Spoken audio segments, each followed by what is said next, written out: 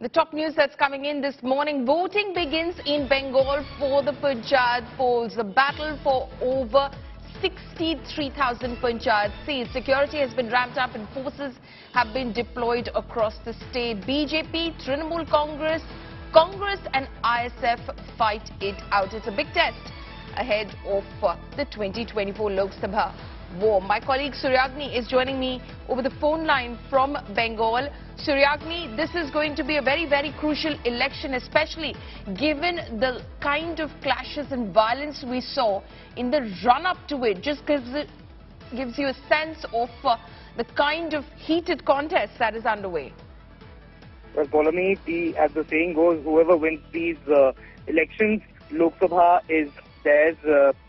That's what the trend has been, especially for West Bengal, be it 2008, 2013, 2018, or we have to see what happens this time in 2023. Now, it's a five-way battle this time, even though the ISF, that's the Indian Secular Front, the left, the Congress, they are, in certain places, they are fighting it out together against the BJP, again, the incumbent Trinamool Congress. As you mentioned, 63,000+ seats of Gram Panchayat and Zilla Parishad will go into polling just in a short while from now, and on the 11th, the counting will start, and only on that particular day we will come to know what who's winning the villages of West Bengal. A lot of violence was reported ever since the notification started, and post that, Central Forces were deployed. A total of 822 companies of Central Forces are deployed in all booths. This is what the High Court order had said. So that needs to be seen whether any violence is reported in the next, in this particular polling phase or not. Follow me. Right. Also, at the start of this very election, of course, when it was announced, we even saw that the opposition parties claimed that many of their candidates did not have the opportunity to even go ahead and file their nomination papers. Eventually, what did it look like?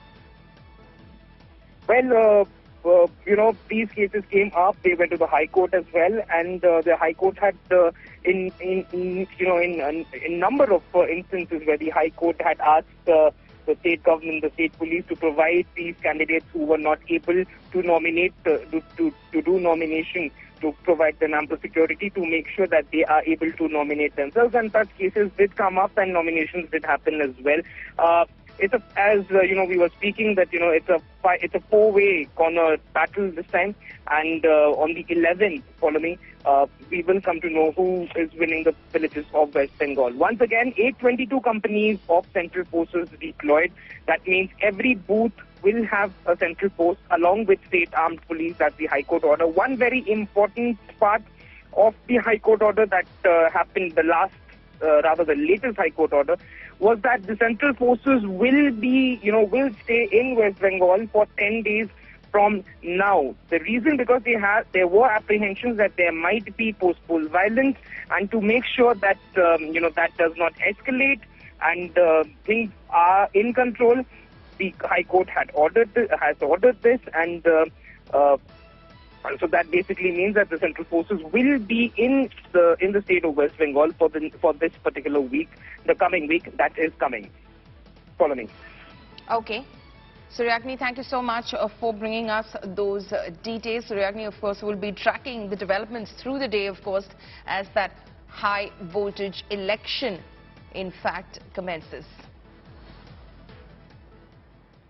Security has been beefed up as the stage is set for the Bengal Panchayat polls today. Amid violence and killings, rural Bengal braces for the crucial three-tier Panchayat polls. Remember, Bengal is marred by widespread violence since the poll date announcement. Around 5.67 crore voters are likely to elect representatives for nearly 928 seats across 22 Zilla Parishads, 9,730 Panchayat Samitis and 63,229 Gram Panchayat seats. Nearly 65,000 central police personnel and 70,000 state police personnel will be deployed for these polls. They are across the state as we speak. Bengal police have now initiated action to restrict the movement of Shubhendu Adhikari within the area under the polling booth where he is a voter.